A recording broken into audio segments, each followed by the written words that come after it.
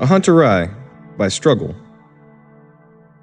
Sarah sat on her usual boulder at the edge of the clearing that overlooked a luminescent pond. She watched as the first lights winked in and out of existence over the water, a sign that the face sprites would soon materialize for the night. When she first started coming here, they would stay on the opposite side of the pond from her, but now they accepted that she was just another harmless fixture of their playground. Sarah watched as her friend Easton struggled once again to thread the hook on his fishing line. He was a good friend, but an abysmal outdoorsman, something she attributed to his pampered noble upbringing. Given a few more minutes, he'd no doubt set aside his pride to demand that she do it for him. It would be another opportunity to tease him while she waited for her falcon cliff. As if on cue, she heard him call in the distance over the canopy of the trees, a sign that he'd found something interesting for her to hunt. "Be back in a while, Easton," Sarah said, listening away from him.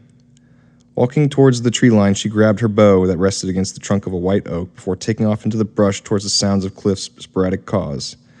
It didn't take her long to catch up to the sounds of something darting through the brush, and while most hunters might tail it, she knew the woods and where she could cut it off at.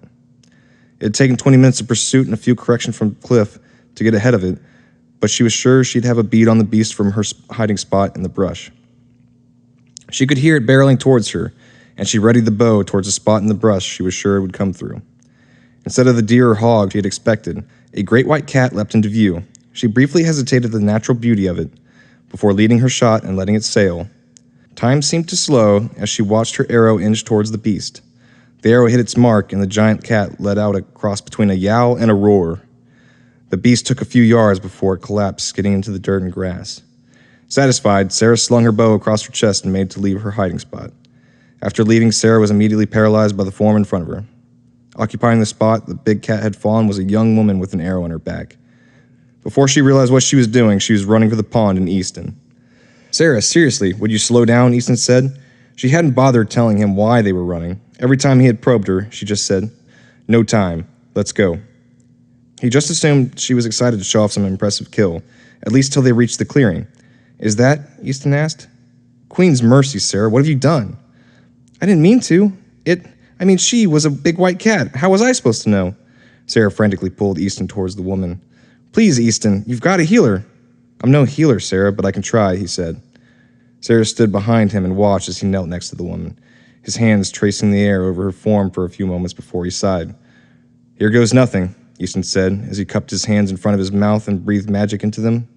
Golden light spilled through the cracks in his fingers. When he'd breathed as much magic as he could into them, he brought them down to where the arrow stuck from her back and released it. The golden light swirled around the arrow until it dissolved, and the rest of it formed tendrils that snaked into the wound. As the light of the magic faded, Easton bent down closer to the woman. "What are you doing? Did it work?" Sarah asked. Easton shook his head. "I'm sorry, Sarah. She's gone." Sarah collapsed onto a nearby lawn. "This can't be real," she thought. Sarah didn't notice, or didn't want to, when Easton began giving the unknown woman her last rites, but he'd rolled her over and stopped dead in his tracks. "Sarah," he said, his arms shaking as he pointed to a brooch on her long coat. She looked over and recognized the sigil from reputation alone. It was a symbol of a Queen's Ranger. A long moment of silence passed before Easton broke it. "We have to inform the magistrate at once," he said. "No," Sarah said with wild eyes as she moved next to him. "They'll hang me before dawn for killing an agent of the Crown. Accident or not." "She's a ranger, Sarah. Someone will notice her missing, and the town and woods will be torn apart looking for her." Sarah wrung her hands in indecision as she attempted to think of anything that would keep her from meeting the executioner. She studied the motionless woman, and after a few moments, an insane idea began to formulate, and it only took a few more moments for her to commit to it. "Easton, you're a noble. You should know how to cast a changing spell, right?" Easton squinted at her in revulsion. "Is it not enough that you killed her?"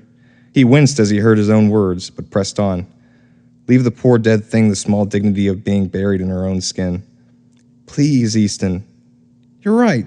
Someone will miss her, but nobody will miss me. If you give me her form, it'll at least give me a shot, and the town won't be torn apart for it." Easton rubbed his temples in contemplation before finally caving. "I hope you know this is a fucking terrible idea."